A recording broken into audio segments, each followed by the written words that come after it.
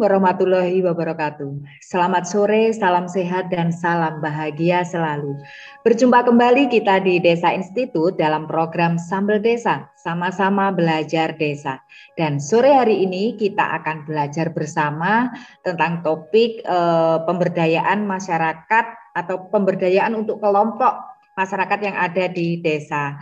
Jadi nanti akan kita hadirkan pemantik yang punya pengalaman keterkaitan dengan topik sore hari ini. Beliau adalah Mas Imanuddin, pendamping desa dari Kecamatan Baturaden, Kabupaten Banyumas, Provinsi Jawa Tengah. Jadi sebagai gambaran teman-teman bahwa belajar kita sore hari ini adalah tentang berbagi pengalaman pendampingan keterkaitan dengan bagaimana memfasilitasi pemberdayaan kelompok masyarakat yang ada di desa. Bagi teman-teman pendamping desa dan tenaga ahli, nanti keterkaitan dengan topik sore hari ini bisa menjadi referensi bagi teman-teman untuk menyusun portofolio sebagai syarat pengajuan sertifikasi sesuai dengan skema PD dan TA. Jadi memang sesuai dengan SKKNI, topik sore hari ini ada kaitannya tentang penyusunan melakukan fasilitasi peningkatan kapasitas bagi kelompok masyarakat. Jadi memang untuk teman-teman pendamping desa dan TA itu nanti akan menyusun portofolio skemanya sesuai dengan skema TPP-nya keterkaitan dengan bagaimana melakukan fasilitasi peningkatan kapasitas kelompok masyarakat. Dan hari ini luar biasa, kita mendatangkan pemantik yang memang seorang pendamping desa sekaligus nanti akan berbagi pengalaman. Saat ini apa saja yang sudah dilakukan oleh beliau keterkaitan bagaimana mendampingi untuk memberdayakan kelompok masyarakat yang ada di desa. Jadi tetap bersama kami di topik sore hari ini dan selama 1 jam ke depan kita akan belajar bersama mendengarkan sharing pengalaman atau pembagian pengalaman yang akan disampaikan oleh Kang Iman. Baik, kita akan sapa Kang Iman. Selamat sore Kang Iman. Kita bantu. Ya, selamat sore Kang Iman. Ya, kami masih belum bisa mendengar suaranya. Oh, belum, oke.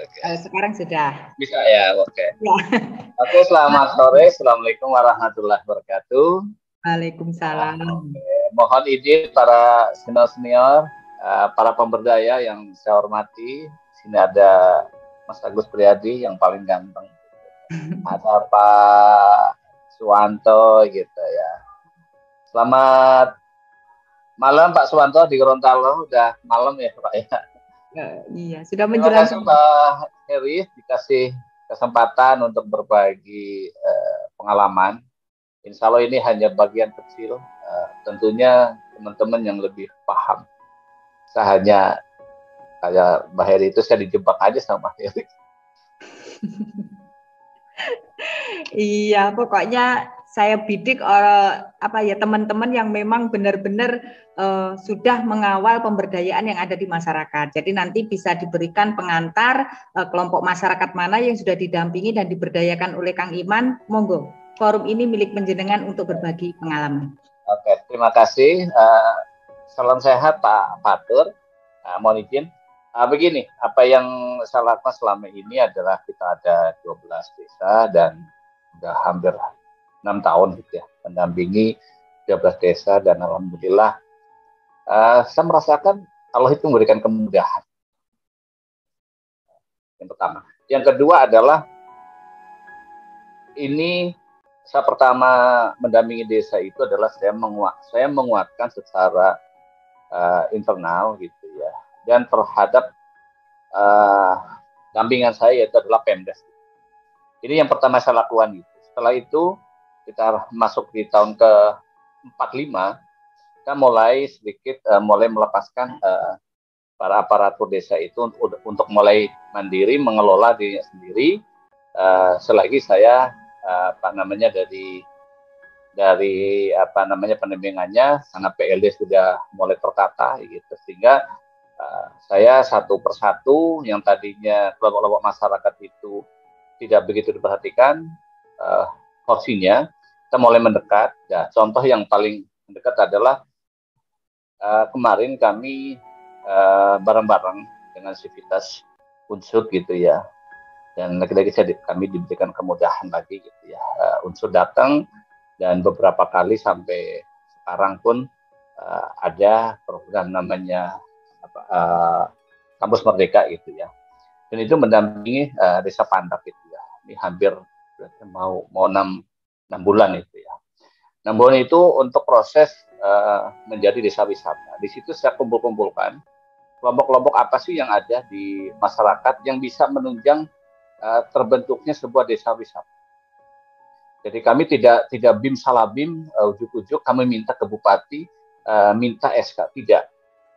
Kami mulai proseduran, mulai pemetaan, dari mulai kami sosialisasi, memetakan potensi-potensi yang ada, siapa yang potensi ini yang megang gitu. Oh ternyata kelompok masyarakat misalnya, karena desa Pandak itu desa kecil gitu ya, kita penduduk kita 2.500-an dan itulah desa kedua yang paling kecil di Kabupaten Klaten, dan tanah pertaniannya sudah mengecil gitu ya, kan itu ada juga perumahan raffles gitu ya, dan sehingga kami harus memutar gimana caranya di suatu saat itu ini desa minta tolong pendamping, kami pingin desa kami itu menjadi desa wisata. Terus saya petakan apa sih yang menjadi kekuatan di situ. Ternyata ada beberapa kelompok masyarakat gitu ya, contoh kayak cireng biru, cireng ungu itu Mbak, itu bisa diakses di Google Maps gitu. Sehingga dari situ saya mau kumpulin ada yang jamur gitu ya, ada yang apa namanya kena suka perikanan lele gitu ya. Tadinya kami itu memanfaatkan jalur irigasi teknis miliknya PU gitu ya, tapi karena itu tidak dipakai, tidak diizinkan, nggak sudah dibongkar, udahlah nggak apa-apa, kita mencoba sisi lain. Sehingga dari situ ternyata kami harus menganggarkan, akhirnya datanglah program namanya Ketapang gitu ya, dari mulai yang kemarin sampai sekarang kami inisiasi mulai dari pelatihan dari beberapa hari dan saya dokumentasikan dalam sebuah video. Itu memang faktanya seperti itu gitu. Setelah kami katakan kayak gitu, ini gimana saya untuk menguatkan semuanya itu, hanya kami bawa yang potretnya sama dengan desa Pandak. Kami akhirnya tadi banding dan suruh melihat sendiri, ternyata bisa, dan nanti di tahun 2023 akan mulai tertransferkan pembiayaan modal dari pemerintah. Yang kedua adalah kami juga memfasilitasi, ada namanya di desa Pamijen itu KWT gitu ya, KWT-nya bagus gitu ya, dan akhirnya ini gimana ya, kok kami kesulitan dalam marketing gitu ya, sehingga kami cari-cari, kami kolaborasi dengan saudara kita PPL Pertanian. Bu, tolong deh Bu, ini gimana caranya, ini kalau nggak ada solusinya maka akan sulit ini ya, KWT itu setelah berproduksi tidak lanjut seperti apa. Kita bina, udah kita bimbing, kita desa udah turun, kami sebagai pendamping itu udah turun. Ini kelanjutan seperti apa? Nah, akhirnya di situ terbentuk sebuah marketplace gitu ya.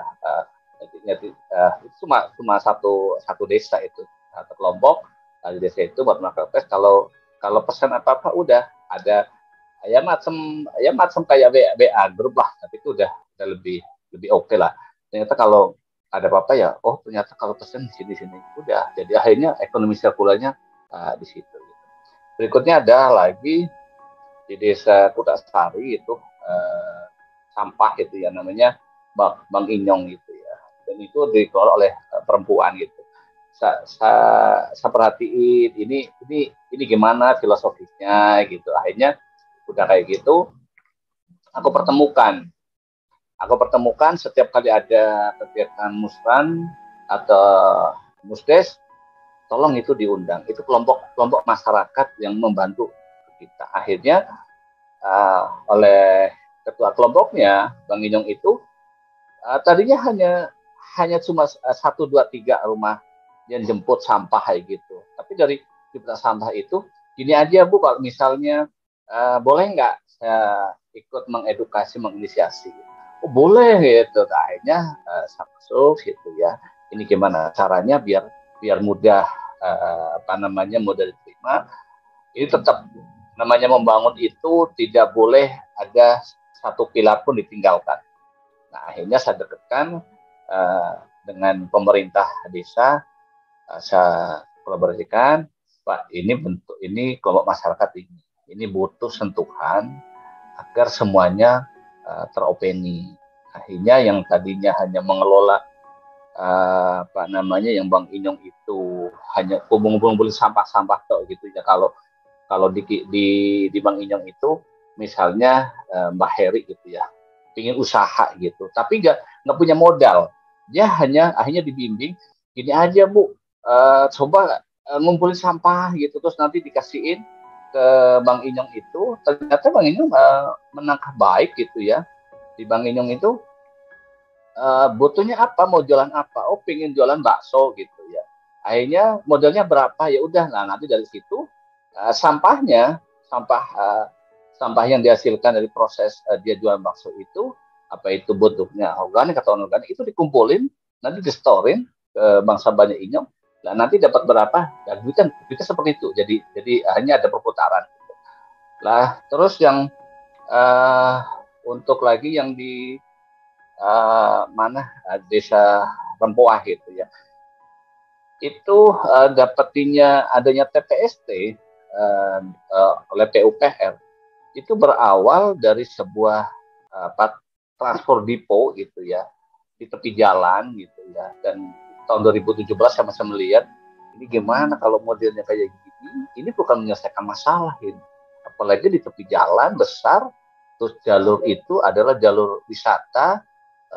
Ini wisatanya ke Baturaden, kan nggak enak kalau lewat desa itu tutupan, itu bau, atau saya juga kayak gitu, ini gimana salah, tapi kan nggak segampang apa yang kita eksekusi. Saya harus deketin kepala desa gitu, terus ini gimana asal muasalnya. Nah dari situ mulai ya udah deh, aku sentuh itu dulu gitu. Akhirnya di situ punya kesadaran, ini mesti harus ada sebuah sentralisasi, gimana caranya. Akhirnya keluarlah Pak Kades itu berinisiasi beli telur maggot gitu ya. Terus akhirnya teman saya dipasari untuk mengelola, terus dia disekolahkan di ITB, khusus belajar maggot itu. Jadi akhirnya 2017-18 saya dorong, ini yang bagus itu adalah harus ada BUMDes gitu. Nah, akhirnya lahirlah BUMDes. Kalau BUMDes itu berarti nanti pemerintah desa bisa menyertakan modal untuk kebutuhan unit usahanya. Dan alhamdulillah dari kelompok-kelompok yang tadinya tercecer gitu ya, jadi satu, sekarang bisa berkembang dan mulai teredukasi gitu. Dan selanjutnya adalah yang ada di desa Kemutuk Lor. Di sana itu ada tadinya itu pingin karena itu menyentuh dengan batas wisata Baturaden. Akhirnya ini ada curug ini, nggak diopeni gitu ya. Akhirnya dari situ ini gimana caranya Pak Kades ini kalau bisa jadi kekuatan ekonominya gitu. Ternyata dari situ ya udah deh, kalau kayak gitu bisa nggak ya, akhirnya dipoles bagus, bisa nanti Mbak Heri bisa lihat posting Curug Pinang di desa Kemutuk-Lor. Nah di situ akhirnya aku pastikan ini miliknya siapa itu tanah ini. Oh, tanahnya desa, oke, tanahnya desa. Dari situ mulai kami dengan teman saya mulai yaudah deh dibangun sarana ini, dan alhamdulillah akhirnya lahir Pok Darwis dan kurang bagus gitu ya. BUMDesnya pun akhirnya bisa berkembang, dan kemarin lumayan bagus itu masuk ke PAD-nya sekitar 25 juta gitu, yang tadinya yang mana ente jalan gitu. Akhirnya sangat menarik, udah deh gimana kalau aku buat prototipnya itu di sebuah video, siapa tahu teman-teman di seluruh Indonesia jagat maya itu ingin melihat seperti apa potretnya BUMDes ini. Dan itu adalah hanya sebagian bagian kecil dan masih banyak PR yang belum saya lakuin, tapi hanya satu kuncinya adalah bahwa setelah saya menguatkan pemerintah desa, maka saya sekarang konsen lebih pada aku pingin Mbak Heri, aku pingin apa yang kemarin aku tanam, aku pingin lihat bener nggak kemarin di APBD saya itu telah dianggarkan untuk ini. Aku pingin lihat, lihat ke bawah. Oh ternyata aku punya catatan. Nah makanya dari catatan itu aku lakuin sebuah monitoring semua kegiatan baik itu infrastruktur ataupun infrastruktur. Setelah itu aku kasihkan kepada kepala desa. Aku buat videonya biar apa? Ini loh Pak Kades, aku punya tadi ke sini loh. Ini kayak gini kayak gini. Coba lihat Mas Iman. Oke ya Pak ya. Oke. Aku izin ini aku unggah di dalam sebuah channel. Moga-moga ini menjadi bagian koreksi kita bareng-bareng bahwa betul kami telah melakukan sebuah kolaborasi dalam proses pembangunan di desa. Begitu Mbak Kes untuk ngawali, dan tentunya saya sangat jauh dari apa yang diinginkan, tapi hanya ingin melakukan sesuai dengan fungsi peran, yaitu sebagai edukatif, fasilitatif, mediatif, dan advokatif. Itulah sesuai dengan Kepmen 40 tahun 2021. Di luar itu, kami tidak bisa melakukan. Terima kasih. Iya, terima kasih Kang Iman sharing pengalamannya, berbagi pengalaman ketika mendampingi desa dampingan dalam pemberdayaan kelompok masyarakat yang ada di desa. Ada beberapa titik kritis yang kami simpulkan, masih banyak ternyata teman-teman PD yang bingung keterkaitan dengan penyusunan SKKNI, portofolionya keterkaitan dengan uji kompetensi ini, 17. Tapi setelah mendengarkan ceritanya Bang Iman, ternyata luar biasa. Artinya apa? Artinya bahwa bagaimanapun juga kalau teman-teman bisa memahami tugas pokok dan fungsi sesuai dengan aturan yang mengatur, maka tidak ada hal yang sulit. Jadi kalau bisa kami menyampaikan, yang pertama kali perlu dipahami oleh teman-teman adalah pemetaan potensi.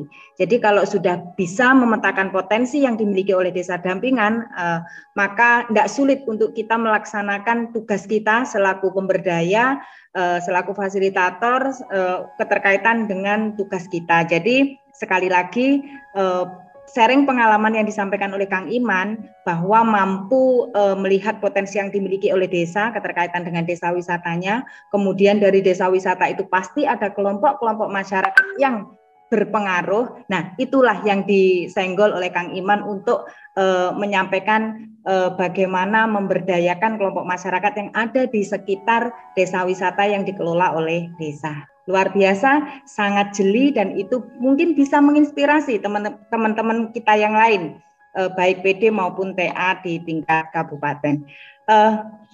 Plus Kang Iman, artinya luar biasa. Kementerian Desa punya PD seperti Kang Iman ini luar biasa. Jadi sudah punya prajurit yang memang benar-benar jeli, kemudian bisa mengelola, bisa memfasilitasi, dan itu ada bukti nyatanya, outputnya ada, dan itu bisa dilihat.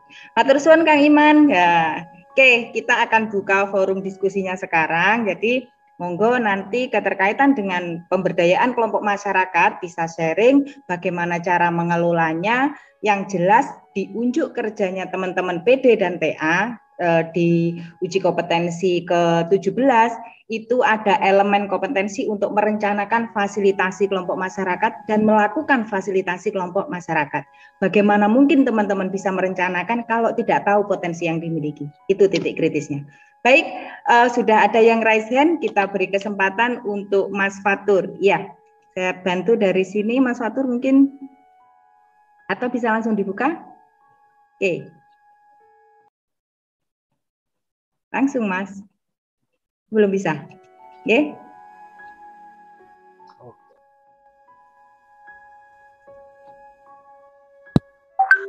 Assalamualaikum warahmatullahi wabarakatuh. Waalaikumsalam warahmatullahi wabarakatuh.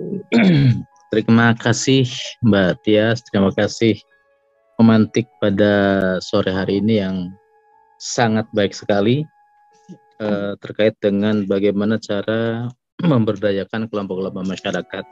Dengan titik poin bagaimana kita caranya untuk menggali potensi.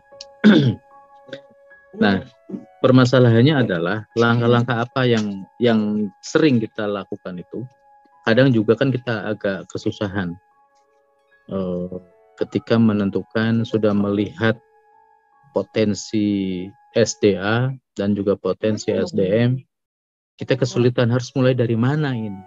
Apakah kita potensi SDA-nya dulu atau SDM-nya dulu? Terus kalau SDA langkahnya seperti apa? Kalau SDM langkahnya seperti apa? Ketika kita akan melakukan pemberdayaan masyarakat, kelompok-kelompok masyarakat itu satu. Kedua, ketika kita sudah melakukan itu, tentunya juga kan harus berkolaborasi dengan pihak ketiga, baik itu melalui BUMDes maupun melalui kelompok-kelompok wisata atau kelompok-kelompok yang ada di Desa Karang Taruna dan lain sebagainya. Apa yang harus kita lakukan untuk melakukan yang harus disiapkan untuk melakukan kerjasama dengan pihak ketiga tersebut? Mungkin itu dulu, Mbak Tias. Iya, terima kasih Mas Fatur. Tetap stay, awas kalau pergi. Langsung Mas Iman. Oke, terima kasih ya Pak Fatur. Jadi kami itu yang saya datang ke desa itu karena kita 3 tahun lah ya, saya harus mengerti keinginannya desa seperti apa. Terus kekuatannya itu ada di mana, gitu ya. Hingga dari situ setelah saya petakan, saya bersyukur gitu ya. Saya punya beberapa teman dosen di Unsur gitu ya. Terus akhirnya saya kayak curhat Pak Fatur gitu. Saya mau seperti ini gitu. Gimana ya caranya keinginan desa seperti ini? Tapi ada sesuatu yang tidak nyampe tangan saya. Nah, ini kan harus ada sebuah data yang real gitu. Kadang-kadang kan kalau kita pendamping itu dampingi desa, dampingi saya gitu, jangan ke sana. Nah, dari situ kalau bahasa orang banyak itu nabok nyili tangan gitu, Pak. Nah, dari situ, tapi saya kasihkan data-datanya. Yang kedua, kebetulan besok hari Senin saya memang sudah matur kepada teman saya dosen ahli gizi Pak Fatur. Ini di desa ini ada sebuah intervensi sensitif yang kalau saya masuk itu datanya itu selalu nggak mau keungkap dari desa. Tapi saya punya datanya dari puskesmas. Jadi saya datang ke puskesmas dinas kesehatan, aku cerita gitu ya, aku punya data kayak gitu, Pak Kepala gitu. Oh, hubungannya dengan sanitariannya gitu. Akhirnya saya ketemu sanitariannya dan hanya sebagai bukti bahwa telah saya melakukan itu, saya videoin gitu ya. Ya, dari sanitarian itu, oh ternyata ini jatuhnya gini. Terus saya tarik dengan data, sekarang ada SDGs Pak Fatur. Terus saya buka SDGs, oh ternyata SDGs yang ketiga. Aku tanya ke Pak Kades, ini kok datanya kecil. Coba ya kita saya buka gitu. Loh, ini air bersihnya rendah ini Pak Kades. Aku pengen tanya jujur gitu ya. Ini daerah mana yang belum diakhiri? Nah, terus di RW 2 gitu. Aku gatukin data itu. Nah, kayak gitu. Nah, dari situ hanya ketemu. Oh ya udahlah Pak Kades, nanti tahun 2023 kita lakukan itu bagian sebuah intervensi untuk penurunan stunting karena ini harus gitu dilakukan. Nah, terus siapa yang akan mengelola? Kebetulan di situ memang ada BUMDes. Akhirnya BUMDesnya nanti hanya saya tahu ini BUMDes nanti ke depan ini ada tambahan loh. Yang kedua adalah dari mana SDA atau SDM? Kalau saya itu apa yang bisa saya dapetin, saya olah, terus ada sebuah hal yang tidak terselesaikan, maka saya harus kemana dulu? Nah, misalnya saya udah punya data, gitu. Ternyata data bisa saya olah, terus saya kasihkan, saya paparkan, gitu ya. Terus kita suruh lihat ini datanya kayak gini, ini bener nggak? Gitu. Nah, kalau udah kayak gitu, ternyata ini harus dibangun secara fisik. Terus akhirnya saya dengan teman-teman pendamping, ini untuk desa ini butuh ini loh. Nah, akhirnya dari situ, oh ini perlu ada sebuah lainnya edukasi gitu. Saya gandeng di beberapa sanitarian yang ada di kebetulan besok pun hari Senin dari gizi turun di desa itu ingin merubah pola pola pikirnya, sehingga dari situ kelompok-kelompok masyarakat yang tadinya tidak peduli, contohnya gini, di desa itu sebetulnya sudah ada IPA, tapi udah dikasih IPA, tapi pada saat kalau hujan, penggelontorannya itu kebablasan. Air hujan dimasukin gitu ya, air yang dari rumah tangga dimasukin. Ini kan sebetulnya kan attitude gitu. Nah, dari situ, ini kelompok ini harus bukannya artinya dipecah per sel-sel, bukan, tapi adalah ini bagian untuk menyelesaikan kenapa tidak. Nah, ini dari data-data itu saya matur ke teman saya yang dosen, Bu, tolonglah Bu, kalau bisa masuk ke desa itu agar bisa diintervensi. Kita mau caranya dari sini. Nah, dari situlah Pak Fatur saya mencoba seperti itu. Saya boleh nambah dikit ya? Iya. Saya punya kasus begini, punya data, berarti saya boleh langsung ya? Iya, boleh, langsung. Saya punya data dan kasus seperti ini. Ada dua desa yang punya wisata yang sama, potensi wisata yang sama, yaitu wisatanya adalah air terjun. Tetapi masalahnya adalah satu-satunya jalan menuju ke dua desa tersebut adalah melalui sungai. Jarak desa, karena ini di ujung, jarak desa dengan dua desa dengan desa-desa yang lain itu, kalau dalam melalui darat itu bisa mencapai lebih dari 8-10 jam. Nah, dengan potensi yang ada, dan juga masyarakat mau dikembangkan untuk menjadi potensi wisata, desa wisata, dari data tersebut apa yang harus dilakukan? Ini air terjun, dua desa, satu-satunya akses ke sana adalah melalui jalur sungai. Kalau boleh saya ajar begini, Bang. Berarti kita lihat apakah apa yang menjadi permasalahan di situ adalah sebuah akses jalan gitu. Nah, ada di kedua belah pihak itu punya potensi wisata. Makanya yang harus aku lakukan adalah nanti endingnya harus ada sebuah kerjasama antar dua desa, di mana nanti dituangkan sampai ke operasional di pemeliharaan. Dan tentunya nanti sebagai pasang teknisnya adalah kelompok masyarakat, bisa itu adalah Pokdarwisnya ataupun nanti kelompok yang lain yang konsen, misalnya adalah di Pandak itu Pak, karena berkeinginan ingin mengelola aliran sungai, itu hanya dibentuk kelompok Pak, kelompok pencinta air sungai Pak, itu adalah di bawah pembimbingan SDM. Jadi karena seperti itu Pak, jadi mana yang menjadi bagian yang memudahkan desa itu atau masyarakat itu bisa sejahtera, bisa meningkatkan dan tertuang keinginannya, maka saya dorong apa yang menjadi yang mampet itu.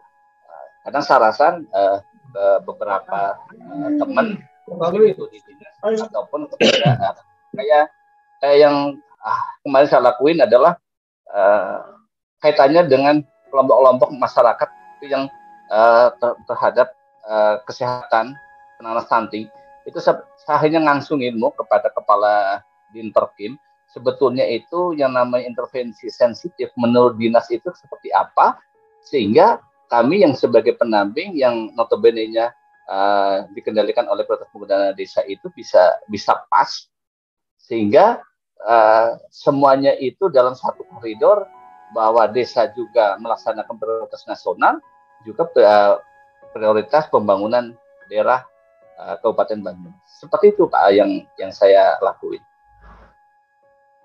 Oke, sudah bisa diterima ya. Jadi memang tidak bisa dipisahkan antara SDM dan SDA jika memang semuanya berketergantungan. Baik, kita akan memberi kesempatan kepada yang lain, Bapak Suwarno dari Gorontalo. Langsung open mic, Pak.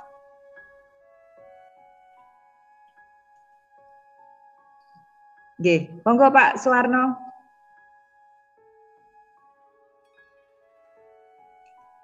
Oke. Ya. Selamat sore. Mungkin ada Ada di jalan ini signalnya agak kurang bagus ini. Ya, tidak apa-apa. Monggo, Pak Suwarno. Ya. Saya hanya sedikit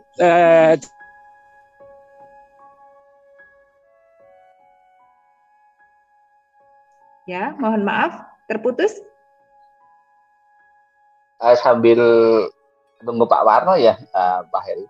Contoh kayak gini, untuk peningkatan kapasitas KPMD. Karena kami kebetulan daerahnya adalah daerah wisata, maka kemarin kami sebagai pendamping itu melatih teman-teman KPMD untuk bagaimana cara membuat video. Video yang kami bidik adalah potensi desa, karena dan itu sejalur dengan keinginan Kasih-Permas gimana Mas Iman ini biar potensi desa di 12 desa itu muncul. Ini hasil karya daripada KPMD menjadi bukti adanya kolaborasi kehadirannya. Nah, sehingga kemarin saya diminta untuk memfasilitasi materi tentang pembuatan video yang berbasis dengan smartphone, dan ya itu saya hanya melakukan itu, saya batasin ini nanti coba kalau pulang dibuat 10 menit, nanti satu saat ya silakan terus dengan Kasih-Permas, kalau 10 menit kali 12 desa kan lumayan, sekitar 120 menit. Nah, nanti ke depannya itu menjadi sebuah PR, saya minta ke Kasih-Permas itu dipasang di lobi kecamatan, biar nanti orang tamu datang itu melihat, oh ini loh potensinya desa-desa di Baturaden. Seperti itu, saya memantiknya gitu, begitu Mbak Her. Ini PD, pendamping desa yang kerja nyata. Baik, kita kasih kesempatan kepada Pak Suwarno. Langsung bisa gabung Pak Suwarno? Ya, selamat sore, Assalamualaikum.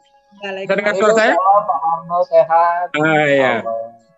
Ini cerita sedikit pengalaman Mbak Tias ya, Kang Iman. Ya. Sekarang ini kalau kita bicara tentang desa, itu sangat menarik. Dengan lahirnya Undang-Undang Nomor 6 tahun 2012. Ya. Saya ibaratkan desa itu kayak gadis cantik, seksi, aduhai. Artinya menarik. Siapapun yang bercerita tentang desa itu pasti tertarik. Kenapa? Ada banyak hal yang ada di desa yang belum tergali potensinya ya. Kalau dulu desa itu, ini yang sering kita robah mindsetnya daripada para aparat desa atau pemerintahan desa, baik BPD, Karang Tarunanya, atau LSM-nya, atau apa di desa. Dulu itu desa hanya menjadi objek. Artinya ada pembangunan yang dilaksanakan oleh pemerintah, baik pemerintah kabupaten, pemerintah provinsi, maupun pemerintah pusat. Itu desa itu kadang hanya jadi objek. Bahkan desa tidak tahu apa sebenarnya yang dibangun. Tiba-tiba sudah ada bangunan. Nah, sekarang ini tidak lagi jadi begitu. Dengan lahirnya undang-undang desa, desa itu tidak lagi hanya menjadi objek. Mungkin kita pernah belajar, ada istilahnya dalam bahasa Indonesia, Mbak Tias ya, SPOK. Ada subjek, ada predikat, ada objek, dan keterangan. Mungkin pelajaran bahasa dulu. Ya, artinya desa itu dia sudah harus punya subjek. Subjeknya apa? RPJM. Artinya desa itu kalau mau jadi bagus, dia sendiri yang merencanakan. Dia tidak bisa orang lain merencanakan. Kalau dulu kan tidak pernah. Itu seksinya 1. Jadi dia sendiri yang menjadi subjek. Ya, artinya apa? Ada RPJM, ada KPDes, ada APBDes, dan lain sebagainya perencanaan. Yang berikut adalah predikat. Dulu kalau ada penghargaan terhadap desa itu yang menerima kadang bukan desanya, tapi pemerintah kabupatennya, pemerintah provinsinya. Desa tidak tahu, tiba-tiba ada desa, padahal itu predikat. Sekarang tidak lagi. Kalau desa itu bisa jadi bagus, apalagi dia kalau sudah jadi bersama diri, maka kepala desa yang menerima itu penghargaan. Yang berikut adalah objek. Nah, ini pengen. Sekarang ini jadi desa itu tidak saja hanya menjadi sasaran pembangunan, tapi potensi yang ada di situ itu dikembangkan. Dulu orang tidak kenal itu apa itu desa wisata, tapi sekarang tidak. Sudah hampir seluruh desa itu ada tempat-tempat wisatanya, walaupun wisatanya belum terlalu viral, tapi sudah ada semua, hampir semua berkembang karena tadi itu jadi objek. Kemudian yang berikut adalah K, apa itu K? Keterangan. Ini yang tidak ada. Kenapa desa ada keterangan? Karena dia punya dana. Nah, dia punya dana, ini harus diberi keterangan. Nah, keterangan itu adalah sebatas bentuk pertanggungjawaban dari desa. Kalau dulu tidak pernah. Dulu sebelum lahirnya Undang-Undang Desa, desa itu tidak ada apa-apanya. Hanya mungkin hanya dana operasional, biaya listrik, biaya air, hanya itu saja. Tapi sekarang tidak. Nah, itu kan keterangan itu diibaratkan sebagai itu.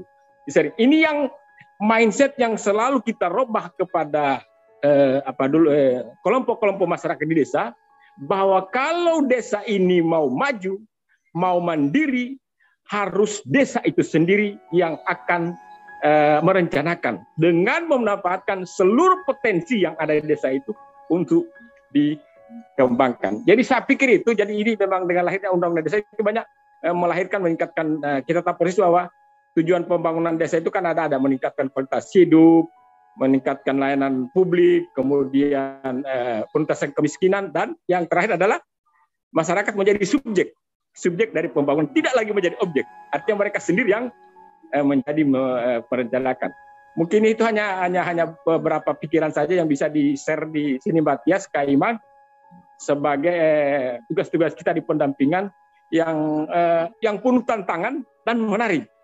Karena hampir semua SKPD itu pasti akan tertarik kalau berbicara tentang desa. Mungkin hanya demikian. Mbak Tias, silakan. Terima kasih. Assalamualaikum warahmatullahi wabarakatuh.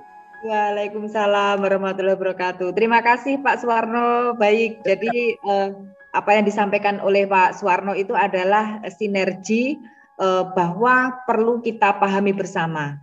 Rencana tanpa didukung oleh orang-orang di belakang yang mampu dan bisa melaksanakan perencanaan, maka hasilnya juga nol. Jadi sinergi ini tidak bisa dipisahkan, dan peran TPP ada di semuanya.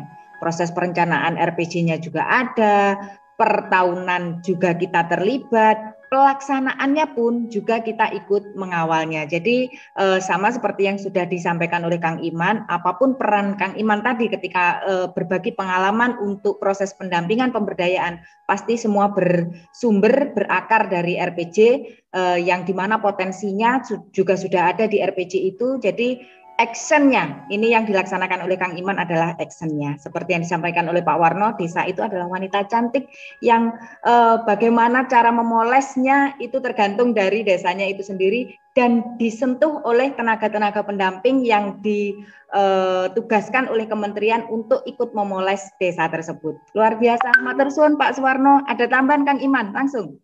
Ada sedikit. Jadi gini. Contoh apa yang sekarang lagi dialami untuk persiapan tahun 2024. Desa Rempoh itu akan maju ke proses proklim kategori lestari.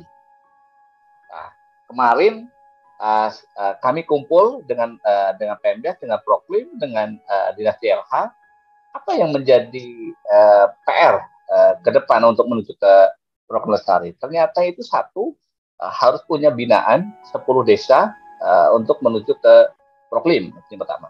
Yang kedua adalah apa sih yang kekurangannya kemarin? Nah, ternyata itu kuncinya ini yang kita bahas sebagai pendamping. Keunggulannya di proklim adalah lahirnya energi baru terbarukan. Nah, saya katakan di Rempoh itu punya itu SDA-nya. Itu apa? Kita punya unit sampah menghasilkan organik sama anorganik. Nah, kalau organik ya selesailah itu diolah menjadi biogas, dan itu kalau secara materialnya tidak seperti yang dibayangkan nanti bisa jeblok kayak itu, enggak, itu kecil, gas metannya kecil itu, sehingga itu akan membuka sebuah ekonomi sirkular. Nanti ya para pemilik sampah itu bisa menukarkan dengan gas gitu kan.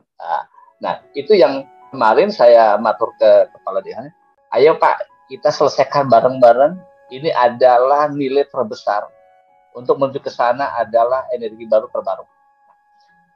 Yang berikutnya adalah, tapi ini butuh biaya. Oke, dana desa itu kita ingat ada SDGs capaian ke-13. Saya arahkan ke sana. Oh, ternyata bisa ya. Oh, bisa. Kita wujudkan ke perubahan iklim itu yang SDGs ke-13. Apa yang harus kita? Nah, seperti itulah apa yang saya lakukan itu sebuah tantangan, tapi juga memantik diri saya sendiri, juga memantik desa dampingan dan seluruh stakeholder yang ada. Sampai terakhir saya giniin, desa ini sudah layak masuk menjadi desa cerdas. Apa yang harus kita lakuin? Nah, kemarin bareng-bareng dengan BUMDes adalah kita petakan seluruh alat kerja di desa ataupun di BUMDes sudah mulai dong mengarah ke ke modul digital. Nah, kebetulan kemarin mohon maaf sekali lagi ya, waktu saya ikutin program SDG, ternyata saya merancang sebuah pelayanan persampahan, tetapi nanti si usernya, pemilik sampahnya itu bukan lagi dirugikan, tetapi setelah saya rancang sampai ke action plan-nya itu adalah nanti akan berbasis digital. Aku punya sampah jenis ini, nanti aku nimbang di situ ada sebuah digitnya, menunya, akhirnya nanti dijemput langsung bisa bayar tunai atau bisa bayar transfer. Dan hal-hal semacam inilah yang kita itu harus bisa membidik sebagai pendamping, melihat potensi yang ada di desa, sehingga siapa ini yang harus mengelola. Oh, ternyata lahirlah seperti KIM gitu ya, kelompok informasi masyarakat gitu ya. Nanti kalau KIM-nya udah siap, nanti bisa kita kolaborasi dengan Keminfo ataupun Dinas Kominfo untuk dibimbing untuk menjadi lahirnya PTID. Karena seperti yang kita ketahui, semuanya itu memang step by step, tapi enaknya itu gini Mbak biasa. Kadang-kadang kan kita kan pendamping gitu ya, udah lama gitu, tapi ya karena kita kan di bawah gitu ya, sebagai pelaksana teknis, kayak Mbak biasa, geser ke sana, geser ke sini, akhirnya rule map-nya itu jadinya goyang lagi gitu. Seperti itu sih, itu sebuah tantangan sebetulnya, tapi ya kalau ingin apa yang menjadi sebuah maps-nya potensi sudah ketembak kayak gitu, ya jangan digeser gitu, biar apa nanti bisa terwujud ke arah desa yang mandiri, seperti hanya di kami itu 12 sudah 6, dan kemarin saya ngedukasi, saya buka open yang 6 desa, kenapa, apa yang menjadi kekurangannya, tentang sudah saya baca, oh ternyata nggak butuh banyak yang manajemen, iyalah ini kan butuh pengetahuan, butuh edukasi, sebetulnya ada, tapi kemarin mungkin bahasanya kurang pas, sehingga penyampaiannya kurang tepat mengenai sasaran. Dan itu yang harus kita selalu mengedukasi. Dan terima kasih di Sambal Desa telah memfasilitasi. Memang ya seperti inilah kita sebagai pendamping, jangan sampai kita hanya di belakang meja gitu ya, menunggu laporan data masuk gitu, laporan gitu, tapi kita harus terjun ke lokusnya gitu. Lokusnya kan pendamping itu kan desa. Nah, ini yang harus kita cermati bareng. Terima kasih Mbak. Iya, luar biasa. Terima kasih Kang Iman pencerahannya, pengalamannya. Baik, ada yang raise hand, kita beri kesempatan untuk PD dari Pamutan, Mbak Amalia. Iya, selamat sore Mbak Tias.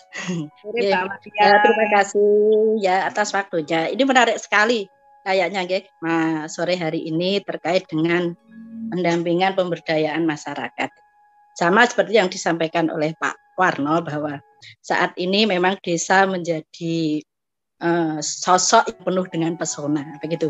Seperti waktu Hari Bakti Pendamping dulu kami sudah pernah matur di Sambal Desa ini, bahwa ternyata desa itu belum berdaya. Kalau di kami sekali lagi ini di desa dampingan kami. Jadi kami kadang itu merasa iri gitu. Kenapa sih desa yang sudah diberi kekuasaan, desa sudah diberi kepercayaan oleh negara untuk mengatur kebutuhannya, tetapi yang terjadi hanyalah untuk hanya melakukan rutinitas, menginjak pada kegiatan untuk pemberdayaan di masyarakat, utamanya untuk fasilitasi masyarakat di desa ini, Mbak.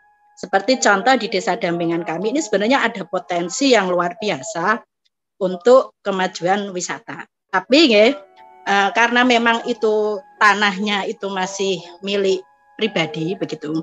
Kami sudah sering mengingatkan sama Karang Tarunanya, sama pengelolanya. Marilah jangan semaunya memakai dana itu gitu. Karena ini dipertanggungjawabkan. Kami sudah seringkali mengingatkan itu bagaimana ini mau dikembangkan, sedang awalnya saja belum jelas begitu nggih. Tetapi kami harus kembali. Apalah daya kami ketika kami harus berjalan sendiri begitu. Jadi kalau tadi Kang Iman bilang ini sebagai TPP jangan hanya duduk di belakang meja menunggu data masuk. Itu sebenarnya kalau ada seperti itu kepengen nangis, kepengen tertawa begitu. Artinya negara ini sudah membayar kita loh. Kok kita kerjanya hanya datang ke desa, cari stempel, cari foto. Sedang terkadang keinginan kita sebagai pendamping, ya ini saya sendiri sebagai pendamping desa itu melihat potensi itu banyak gitu Mbak. Potensi itu banyak, terkadang ya kepala desanya itu sudah sejalan, tetapi nanti mungkin perangkatnya sendiri yang gembosi atau mungkin ada titipan-titipan. Jadi ketika PLD kami itu bilang, Mak, bekerja dengan baperan, menirukan slogannya jenengan itu kadang ya kepengin ketawa lagi, tapi kasihan Mbak, kasihan desa ketika masih banyak titipan-titipan kegiatan. Seperti halnya begini Mbak, ini di kabupaten kami, ini kan Pemdanya, ini ada program Smart City di mana saat ini sedang dibangun mall pelayanan publik. Kenapa sih ketika ada edaran untuk mensupport kegiatan tersebut biar sampai ke desa? Kenapa yang diedarkan itu malah perpustakaan manual gitu? Kok tidak yang perpustakaan digital sehingga biar nyambung antara Smart City yang diprogramkan oleh kabupaten dengan desa begitu. Ketika kami mengutarakan itu ke desa, maksudnya menggiring ke desa biar dana yang sudah dikeluarkan itu tidak muspro gitu ya. Itu terasa sulit sekali tanpa dukungan banyak pihak gitu. Ini mungkin Mas Iman bisa membantu memberi pencerahan kepada kami yang kaitannya dengan ini. Soalnya ini kan yang mall pelayanan publik di Rembang mungkin tahun 2024 ini kan sudah akan launching begitu. Tetapi yang ada ketika ada edaran mohon maaf itunya ke perpus, kami sudah memberikan ke desa gitu loh, biar menang itu gimana tidak perpus manual meskipun itu dibutuhkan, karena kami melihat minat baca di desa itu sekarang sudah banyak berkurang begitu. Tetapi kalau itu dirupakan dengan yang pendukung untuk Smart City-nya, biar program kabupaten juga jalan, desanya memang benar-benar melek akan info. Mohon masukannya Kang Iman atau Mbak Tia sendiri, biar kami ini kepingin yang totalitas ini biar ada kekuatan begitu. Terima kasih Mbak Tia. Iya, terima kasih Mbak Amalia. Saya ingat Mbak Amalia pernah curhat keterkaitan titipan program. Baik, langsung lanjut. Kang Iman. Oke, terima kasih ya Mbak Amalia. Jadi yang selama ini saya lakuin adalah saya menguatkan di alat kerja. Alat kerja yang mau dipakai di desa ini dikuatkan. Kita kan banyak teman gitu ya, banyak literasi. Nah, hal-hal semacam itu dibuat oleh kita gitu. Terus kita jelaskan kepada rekan kita PLD gitu ya, maksud dan tujuannya terkait kerja kerja. Udah gitu minta waktu kepada kepala desa, tolong Pak, saya minta waktu untuk mensosialisasikan petanya dengan sebuah revolusi ini sekalian dengan alat kerjanya. Nah, dari situ nanti Mbak Amalia itu punya nilai di mana tidak semua orang itu akan memilikinya. Nah, dari situ nanti apa yang menjadi agenda Mbak Amalia terhadap itu yakin akan mudah, karena kita sudah megang. Dan itu harus dilakukan terus menerus. Misalnya ada sebuah regulasi gitu. Ini butuh penerjemahan ke teknis gitu. Kan kadang-kadang kita ini ada kayak gini, cuma ngasih doang gitu kan. Tapi kita itu nggak mau jelasin gitu ya, nggak kadang-kadang ini harus kayak gini lah gitu. Sebetulnya nggak boleh. Kita bedah sendiri dulu di internal gitu ya. Kalau udah cukup gitu, kita masuk ke Pak Kades gitu ya. Itu bisa masuk di DRW ya, sosialisasi gitu ya. Terus akhirnya apa kita sampaikan 1, 2, 3. Yang saya lakuin adalah kami menerangkan beberapa desa dulu dengan PLD. Nanti setelah itu PLD-nya saya dorong ente ke depan. Banyak PLD-nya jelasin. Nanti saya pindah ke PLD yang desa dampingan yang berbeda lagi. Karena kami punya 3 PLD, berarti tadi PLD 1, nanti ke PLD kedua, PLD ketiga. Itu yang saya lakukan. Akhirnya apa? Kita sama-sama berdiri tegak, duduk pun sama-sama rendah, sehingga kita sinergi dan apa yang menjadi kesulitan yang tadi disampaikan oleh Mbak Amalia, yakin jalannya menjadi mudah.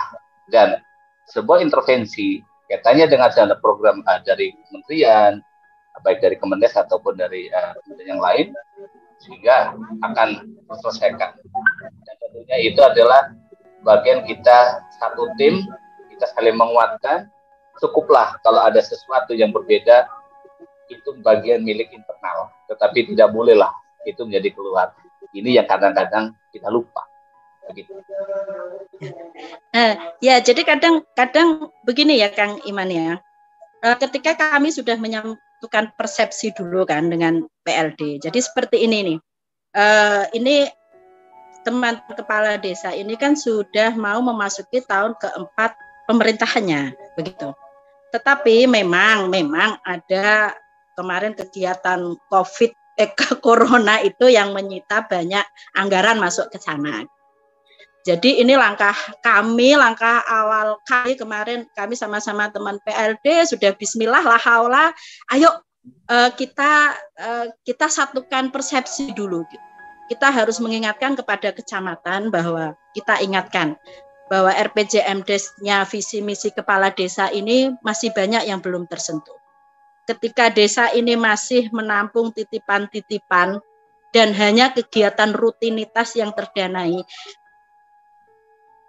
bukan mospro dalam arti terbuang sia-sia, tidak, nggih. Tetapi harapan awal ketika dana desa atau tujuan dari adanya undang-undang di desa itu sama saja. Karena apa? Yang terjadi adalah hanya kegiatan rutinitas yang ada di masyarakat. Maksudnya, kemarin kami sudah sama teman-teman PLD, kita membayangkan aja ketika 1 atau 2 tahun lagi dana desa itu tidak ada. Terus desa itu mau ngapain? Itu kan yang harus kita ingat dari sekarang kan itu. Alhamdulillah kemarin kami juga sudah berkoordinasi dengan lintas sektoral, dengan UPT sebelah, dengan dinas sebelah, bahwa jangan semuanya dibebankan kepada desa. Desa ini biar merdeka dengan menjalankan visi misi yang sudah tersusun. Masa visi misi yang ada menjalankan kegiatan dari Ditpan sampai kemarin kami saking gimana ya, istilahnya bismillah dengan statement yang kami ucapkan, besok konsekuensi apa yang terjadi dengan saya sudah saya siap. Tetapi paling tidak sebagai penerima honor dari Kemendesa, setidaknya kami sudah menjalankan apa yang ada di hati kami, maksud kami mendampingi juga tersampaikan. Jadi kami benar-benar eman ketika dana itu terserap, tapi terserapnya hanya untuk kegiatan rutinitas. Kami hanya membayangkan bagaimana kalau 1 atau 2 tahun lagi dana desa itu sudah tidak ada. Begitu Kang Iman. Iya, pengalaman yang luar biasa ya Kang Iman. Artinya berbanding terbalik dengan pengalamannya Kang Iman ketika semua mensupportkan Iman, artinya kapasitas punya, kesempatan ada, kemudian desa dampingannya juga welcome, artinya juga satu visi misi, ini akan berjalan sesuai dengan realnya. Tapi kalau yang dialami oleh Bu Amalia, saya bisa membayangkan ini Bun. Artinya memang sulit berada di posisinya Mbak Amalia. Kita punya kapasitas, kita punya kemampuan, tapi tidak gayung bersambut dengan apa istilahnya desa dampingan yang ingin kita kembangkan, yang ingin kita fasilitasi. Jadi memang merubah mindset itu sulit. Artinya ini ada juga desanya ingin maju, tapi pendampingnya di belakang kursi juga banyak. Artinya menunggu update data dari teman-teman PLD juga banyak. Jadi memang banyak versi di sini. Ya, bagaimanapun juga inilah hitam putih warna-warni yang memang mewarnai apa ya teman-teman ketika mendampingi dan memfasilitasi masyarakat desa. Kalau dari segi kita mungkin dari segi pendamping ya curhatnya seperti itu. Nanti kalau kita hadirkan pemerintah desa akan beda lagi.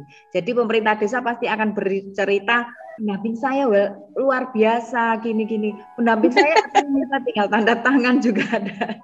Jadi memang itulah. Jadi ya, mari bersama kita bersinergi, bekerja sama, saling mengingatkan. Paling tidak yang dilaksanakan oleh Ibu Amalia sudah tepat. Bukan pasif dengan pasif. Tapi ketika desa kita pasif, ada Bu Amalia yang aktif untuk mengingatkan. Paling tidak sudah. Kalau kita di sini menyebutnya tidak makan gaji buta, seperti itu. Jadi kalau agak sedikit gini, itu yang saya sampaikan di awal, nabok nyilih tangan. Karena apa? Ada pilar-pilar pembangunan itu kan tidak harus kaku. Artinya itu ada pemerintah, ada akademisi, ada filantropi, ada media, ada kelompok masyarakat. Pergunakan jangan dulu semuanya, nanti bertahap. Sehingga nanti apa yang keinginannya Bu Amalia, kalau orang bilang itu mainkan semua slot. Dan kita tidak perlu harus di depan. Tapi apa yang keinginan kita oh ini bagiannya kelompok, aku support ke sana. Kadang-kadang saya gitu, Mbak Hedi, kamu tanya apa sebenarnya gitu. Gini. Oke ya, nanti catat. Kalau udah kayak gitu, pada saat ada sebuah forum, seperti kemarin kami buka forum Rumah Desa Sehat, di situ ada desa, ya aku ngomong aja, ini data ini desa ini data tentang kondisi posyandu kayak gini. Jadi saya hanya minta tahun 2003 sudah tidak ada lagi permasalahan seperti ini. Artinya apa? Aku menggunakan sesuatu yang lain, tapi sebetulnya aku sedok-sedokin kayak gitu. Jadinya terselesaikan. Seperti itu. Kita bermain perannya. Kalau orang itu itu politik pemberdayaannya seperti itu. Iya, terima kasih. Luar biasa sharing pengalaman teman-teman pendamping desa ketika memfasilitasi desa dampingan untuk memberdayakan kelompok masyarakat. Bukan berarti pendamping lokal desa tidak berperan, karena bagaimanapun juga sesuai dengan DRP yang ada di aplikasi kita, bahwa di DRP-nya teman-teman PLD juga ada loh aktivitas untuk kegiatan apa itu istilahnya inisiatif, inovasi, dan TTG di mana di dalamnya ada pemberdayaan dan membawai kelompok masyarakat. Jadi tetap harus bersinergi dengan pendamping desa, TA kabupaten, supradesa, semuanya untuk satu tujuan, yaitu membawa desa lebih sejahtera. Luar biasa, kita nanti akan banyak berbagi pengalaman lagi di episode selanjutnya, tapi mohon maaf karena memang waktu sudah jam 5, jadi saya minta untuk Bang Iman memberikan closing statement. Terima kasih untuk satu hal yang kita lakukan sebagai pendamping kaitannya dengan pendampingan pemberdayaan masyarakat, bahwa kelompok masyarakat adalah bagian terpenting dalam pilar pembangunan, baik pembangunan nasional atau pembangunan desa. Jangan tinggalkan mereka. Tanpa mereka kita tidak bisa apa-apa, dan tidak perlu kita di depan, tetapi cukup kita berikan apa yang kita inginkan, kasihkan kepada salah satunya kepada pilar pembangunan, yaitu kelompok masyarakat. Begitu, terima kasih. Luar biasa, terima kasih Kang Iman, sosok pendamping desa yang jeli, yang tanggap, kemudian yang mampu memfasilitasi dan berperan aktif dalam memberdayakan kelompok masyarakat yang ada di desa dampingannya. Baik, kita masih banyak waktu untuk sharing-sharing pengalaman di pendampingan yang lain, tetap tunggu di Sambal Desa. Dan selalu saya berpesan bahwa siapapun kita, dari manapun kita punya peran. Dan dalam berperan, jangan baperan. Sampai jumpa di episode Sambal Desa selanjutnya, mulai hari Senin sampai hari Jumat jam 4 sampai jam 5 sore waktu Indonesia Barat. Mewakili kru dari Sambal Desa mengucapkan terima kasih Kang Iman atas sharing pengalamannya di topik sore hari ini. Terima kasih juga kepada teman-teman yang sudah ikut gabung memberikan sharing pengalaman. Pak Suwarno, Bu Amalia, terima kasih. Pak Fatur juga matur suwun, dan selalu saya menyampaikan untuk kita tetap harus sehat, harus bahagia, dan salam sehat serta salam bahagia untuk keluarga tercinta. Wassalamualaikum warahmatullahi wabarakatuh. Waalaikumsalam warahmatullahi wabarakatuh. Terima kasih Mbak Tias atas kesempatan dan waktunya. Dan jangan kapok-kapok nanti kalau saya tengah malam saya minta untuk ayo sharing gitu ya. Enggak, kadang-kadang kalau udah sama dulur wadon nggak enak sih. Pokoknya tak tembak langsung ini nanti. Terima kasih ya, terima kasih. Terima kasih.